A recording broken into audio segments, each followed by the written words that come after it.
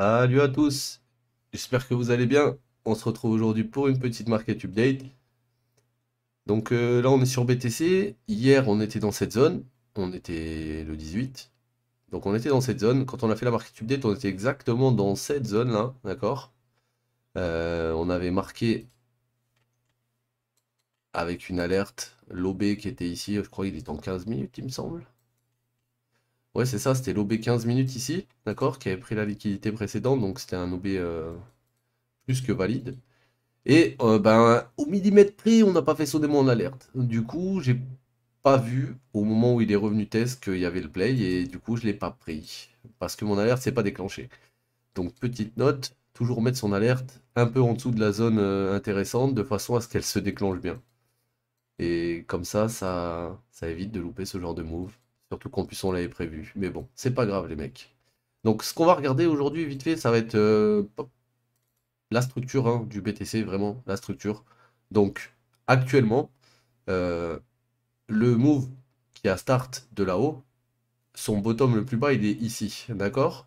Et si on regarde ce qu'il a fait par rapport à ses plus bas précédents, on voit qu'à chaque fois qu'on chasse un plus bas, potentiellement derrière, on vient chasser le haut précédent. Tu vois, là on a un plus bas, on chasse en dessous, on rebondit, on vient chasser le plus haut précédent. Là on a un plus bas, on chasse en dessous, on fait un rebond en 3, et là on est venu juste égaliser le haut précédent. Mais en gros, on revient sur le haut où on va chasser le haut précédent. Donc, étant donné que là, on chassait les plus bas, et qu'à partir d'ici, on a commencé à chasser ben, les plus hauts, et que dans cette leg qui descend, potentiellement, on a toujours une liquidité ici et d'autres liquidités ici, donc on pourra aller plus haut, mais, faut pas oublier que là, cette leg là qui vient de descendre, elle annule tout ce qui s'est passé avant. Pourquoi? Parce qu'on vient de passer sous tous les lots. Donc si tu commences à avoir une structure en 1, 2, 3 ou en A, B, C, tu peux l'annuler ta structure là déjà. Parce que quand on est revenu ici, on n'est pas repassé bullish sur la structure. On a juste pris de la liquidité et on est redescendu. Ça s'appelle, on a shifté les stop loss et on est redescendu. Et là, ce qu'on a fait quand on est redescendu, c'est qu'on est venu reshifter les stop loss de ceux qui avaient long. Donc, pour moi, là, actuellement, quand on le regarde en H4 et tout, on est sur le bas du range, toujours. On est dans un gros range, d'accord, depuis juin. On a un espèce de range qui s'est établi. Et là, actuellement, on est au-dessus de deux gros niveaux, c'est-à-dire la value RALO et le POC. Tant qu'on reste au-dessus de ces deux niveaux, du POC surtout, parce que c'est le POC qui est le plus proche là, c'est à peu près les 1900. Tant qu'on reste au-dessus des 1900, pour moi, on a une chance de potentiellement aller refil plus haut sur cette leg. Mais, faut pas oublier aussi que, par exemple, quand on va en 30 minutes, là, en fait, on a eu une première descente. Cette première descente, elle a venu faire quoi en fait? Elle est venue prendre cette liquidité. Elle n'a pas pris cette liquidité, par exemple. D'accord? Donc, on pouvait se dire, à partir du moment où on a rebondi ici, que ce plus haut allait servir de résistance. Qu'est-ce qu'ils ont fait ici? Ils ont servi de résistance, et là, on est en train de repartir sud. Donc, pour moi, là, on va avoir un move en 3, hein, 1, 2, 3, qui va redescendre de corrective. Au mieux, en fait, au plus optimiste. Alors, le plan le plus optimiste, c'est on revient vers les 100, 123, qui équivaut à ce gros imbalance cité candle, donc c'est parfait, d'accord? Et une fois qu'on est dans cette zone, on range un petit peu, on casse le price action, on remonte. Ça, c'est le plan le plus optimiste. Maintenant, le plan qu'il faudrait normalement favoriser, c'est pas celui-là. Pourquoi c'est pas celui-là? Parce que si là on est en 30 minutes, attends, que je te dise pas de bêtises. Si, c'est ça. Si, ça peut être ça. Parce que là, concrètement, sur les structures du M30, on a un retracement ici à plus de 50%, pareil ici, là à peu près 50%, et à partir d'ici, on n'a plus de retracement Fibo. Pas sur celui-là en tout cas. Donc ça serait ici la zone. Et c'est la zone où est-ce qu'on a bloqué la première fois. Donc c'est parfait. Maintenant, si on fait la ABC et qu'on reste vers les 100-123 que cette zone elle tient, l'objectif, ça sera potentiellement après d'aller. Alors, hop, imaginons on revient dans la zone de l'OB ici. Si ça tient, on repartira du côté des 20-400 et 20-900. Et si on se met en H4 et qu'on regarde notre range, les 100-123, ils sont au-dessus de toute cette liquidité, d'accord? Et les 168, ils sont au niveau de la value RAI, d'accord? Donc ça, c'est ce que je vois depuis un petit moment, et je ne sais pas si ça va se player out de cette façon, mais en tout cas, Quand je vois qu'en 4 heures, on a pris la liquidité en dessous des values et qu'on a réintégré les values, ça m'étonnerait qu'on les recasse directement instant. Sinon, on aurait cassé direct. Quand on passe en dessous, qu'on revient au-dessus, bah là par exemple on était repassé un peu en dessous, on a range et on est repassé au-dessus. Donc c'est un peu, on va dire, c'est pas une science infuse non plus, mais c'est des niveaux importants. Donc pour moi là, tant qu'on reste au-dessus de 1900, ça va. Si on commence à perdre 1900, 1800, bon, ça va commencer à puer, on va sûrement aller rechasser le lot, tu vois. Mais tant qu'on reste dans cette zone, on peut encore potentiellement espérer euh, un changement de market structure. Parce que le changement de market structure, il se fera ici, les gars. D'accord, en H4. Le Shoge, il va se faire ici, potentiellement, dans ce niveau, pas avant. Tout ça, là, ce que tu vois, c'est des liquidités internes. Ça veut dire on peut très bien remonter jusqu'ici, puis redescendre. À partir du moment où on repasse pas au-dessus d'ici, tant qu'on bosse pas au-dessus d'ici, ça va être difficile de jouer des longues. Là, on est en dessous de la structure, on a été rejeté sur cette IT. Au-dessus de cette IT, on a une belle liquidité qui attend ici pour être fil, mais au-dessus, c'est déjà méché. Donc, est-ce que c'est pas déjà tout fil cette zone? J'ai bien peur que si. Donc, on verra ce qu'il va faire.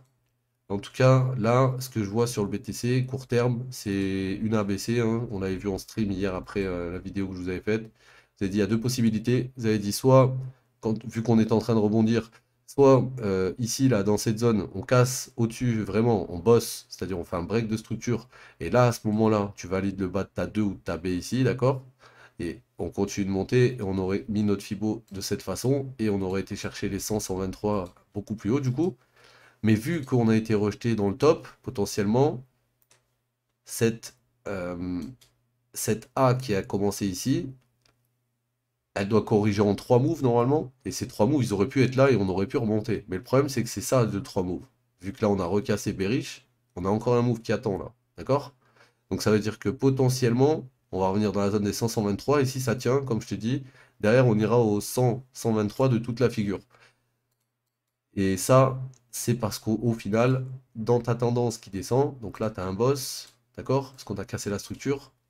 Ensuite, tu as comment ça s'appelle, des retracements internes. Et là, tu as un retracement qui reprend la liquidité interne, tu vois? Quand tu as un retracement qui reprend ta liquidité interne, tu sais que c'est un retracement qui est venu au moins au 50% et donc un retracement valide. Tu peux valider un boss ici aussi, break de structure. Les gens, ils mettent des boss partout. Chaque fois que ça break un lot, chaque fois que ça... C'est pas ça. Un boss, il faut qu'on prenne de la liquidité avant de recasser la structure. Exemple, ici, on crée un plus bas, et direct derrière, qu'est-ce qu'on fait? On fait un 1, 2, 3, et quand on fait un 2, 3, regarde toutes les mèches qu'on vient chercher là. On prend toute cette liquidité-là, avant de redescendre. Et là, tu as un dernier boss ici, pourquoi? Parce que tu as un range comme ça qui remonte avec cette leg qui est bien remontée ici, qui est venue prendre de la liquidité de ta première leg ici. Donc, ici, c'est valide aussi. Et si ici, c'est valide et que derrière, on repasse au-dessus, pour moi, on a un choche ici. On est passé ces choches. Donc, potentiellement, les 100-123 devraient tenir cette fois-ci.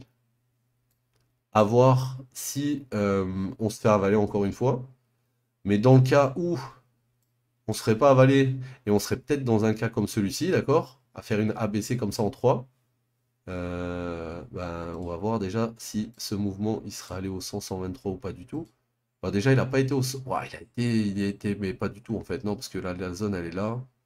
Non, il n'y a pas été du tout. Donc, en fait, on peut aller au 61,8, au 100 ou 123. Tout dépend de si le marché, il a de la force ou pas. Et là, on a déjà touché les 61,8.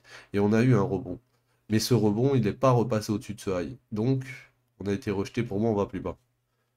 Pour moi, on va aller plus bas encore là. Malheureusement. Donc là, pour BTC, faut attendre de voir ce qu'il va faire dans cette zone. Si cette zone elle tient et qu'on reprend la marquée structure bullish après après être descendu en créant des plus hauts plus bas, il y aura un play à jouer, un beau play normalement. Mais tant que on n'a pas validé que la structure elle bloque ici, faites attention parce qu'on n'est pas à l'abri de retourner chasser slow, hein. Au cas où, on sait jamais.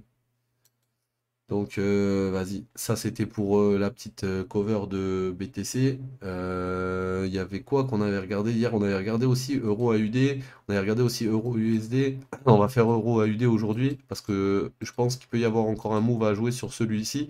Donc pareil, Euro USD en M15. On est dans une zone ici où grosse divergence. On casse la structure ici avec un gap baissier. On rouvre, on vient refil. Donc là, déjà, cette zone, c'est l'endroit où c'est que cette leg, elle a break, d'accord? Et qu'elle a commencé à shifter vers le bas. Et ici, potentiellement, c'était le bas de ta A, d'accord? Ici, quand on est remonté ici, on aurait pu se dire, c'est bon, c'est le bas de la, c'est le haut de la B, et on fait C. Et c'est possible, hein, que ce soit A, B, C déjà, comme ça. Pourquoi? Parce que regarde, on a pratiquement été touché les 100%. Donc, ça pourrait être valide, même si on les a pas touchés. Parce que derrière, comme tu peux voir, on a eu encore une chasse. Mais le truc qu'il faut surtout regarder, les gars, c'est que tous les highs qu'on a créés ici, qu'on a créés ici et qu'on a créés ici, font partie de cette POI. D'accord? On n'a toujours pas réussi à repasser au-dessus.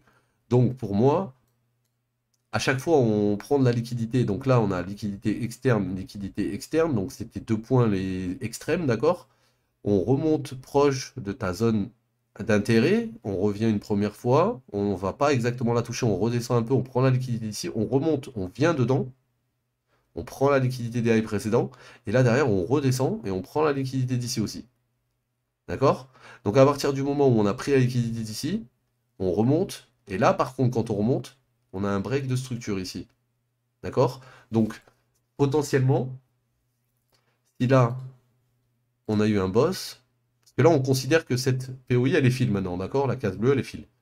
Si le move en question, c'était juste ça, d'accord? Logiquement, on est censé faire ça ensuite. C'est-à-dire là, tu as une mèche. Ici, tu es censé faire un boss au-dessus. Donc, c'est-à-dire avoir des clôtures propres. Et là, qu'est-ce qu'il nous a fait? On a une clôture propre au-dessus de la mèche. Mais on a retracé quand même avant. Mais le truc qu'il faut que tu te dises, c'est que vu que tu as une clôture, ok, tu dois te dire, potentiellement, là, on a potentiellement un changement de marqué structure. Pourquoi? Parce que là, on était, entre guillemets, dans une correction baissière. On cassait les plus bas pour faire des plus bas, plus bas. Et là, on remonte au-dessus du dernier plus haut qui était protégé. Pourquoi? Parce on avait cassé sous ce plus bas. Si on casse sous ce plus bas, ça veut dire que ça, c'est protégé. Et donc, si on repasse au-dessus du niveau protégé, ça veut dire qu'il n'y a potentiellement plus personne à sortir en longue, et là, on peut monter. Et donc, pour reprendre le play au meilleur endroit, il faut regarder. Tu as plusieurs POI, comme tu peux voir. Mais bon, ça, après, tu as des POI qui sont des trappes, et tu as des POI qui sont de bonnes POI. D'accord? Là, tu en as trois. Tu as trois order blocks. D'accord? Et sur ces trois order blocks, pour le moment, on a affile le premier, le deuxième, et on s'apprête potentiellement à fil le dernier. Pourquoi? Parce que ni lui n'a pris de la liquidité avant de rebondir. Enfin, lui, il n'a pas pris de liquidité. Lui, il en avait pris un peu. Si tu regardes bien, tu vois, cette bougie, elle est passée en dessous de cette bougie. On a méché en dessous, donc on a pris la liquidité avant de rebondir. Ici, on a à peu près le même scénario, sauf que cette bougie, elle va pas compter. Elle est trop haute. Du coup, on peut pas réellement voir une prise de liquidité là. Faudrait qu'on ait une mèche à côté, qu'on ait méché un peu en dessous. Et là, la mèche, elle est vraiment au niveau du corps, elle n'est pas dans la mèche. Donc c'est compliqué de mettre la même vision ici. Et là, pareil, on a deux petites mèches qui descendent, hop, elles se font chasser avec ça. Et donc celui-là, ça fait de lui un order block très valide. Donc vu que ça fait de lui un order block très valide, et que c'est le point le plus extrême de ton move, là, ce que je m'attends, moi, c'est que vu qu'on a boss ici, ça, c'est censé être protégé, d'accord? Sauf que ça, c'est une liquidité interne de tout ce mouvement, ok? Donc, en fait, ton boss, il n'est pas ici, il est là. C'est ça qu'il faut comprendre. Ça, c'est ta 1, ta 2 potentiellement, ou ta A, ta B, et là, on fait ta C, ou là, on fait ta 3, ok? Donc, si là, c'est 1, 2, et qu'il y a eu le retracement de Fibo ici, tu vois bien qu'après, là, il n'y a pas de retracement Fibo. Ça descend. Donc, tout ce que tu vois ici, on appelle ça de l'inducement, c'est-à-dire c'est des liquidités internes qu'on va venir potentiellement prendre pour aller refiler une POI avant de redescendre. Et les gens qui pensent que le changement de market structure se fait ici, se trompent. Il se fait à ce niveau-là, actuellement.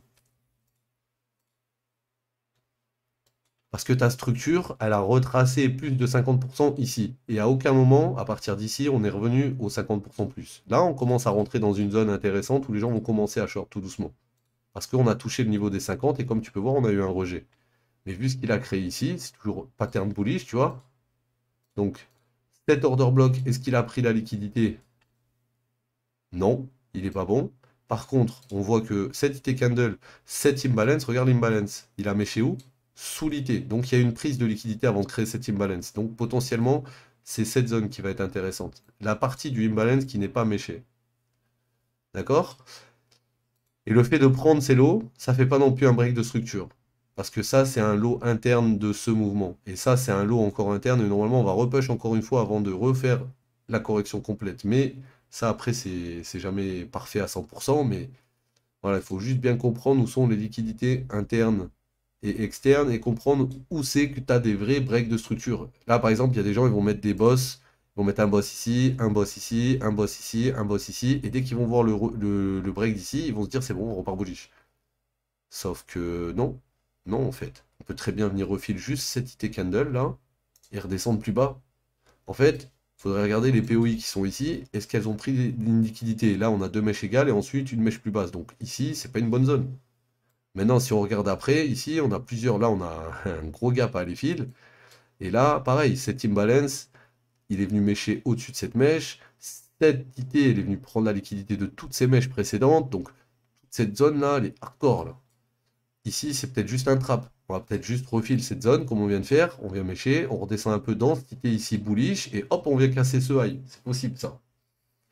C'est possible. Donc voilà, il va falloir regarder un peu ce que va faire BTC.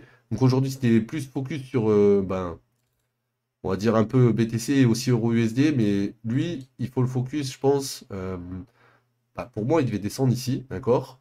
Donc, je suis en train de me poser la question tout de suite si, vu qu'on a eu un boss ici potentiellement, on n'est pas en train de rechanger la market structure et repasser bullish, d'accord? Auquel cas, il faudrait quoi? Il faudrait quoi pour qu'on repasse bullish? Il faudrait que, bah là déjà dans un premier temps, ta structure elle est là-haut, d'accord? Donc on va pas y aller, je pense, directement.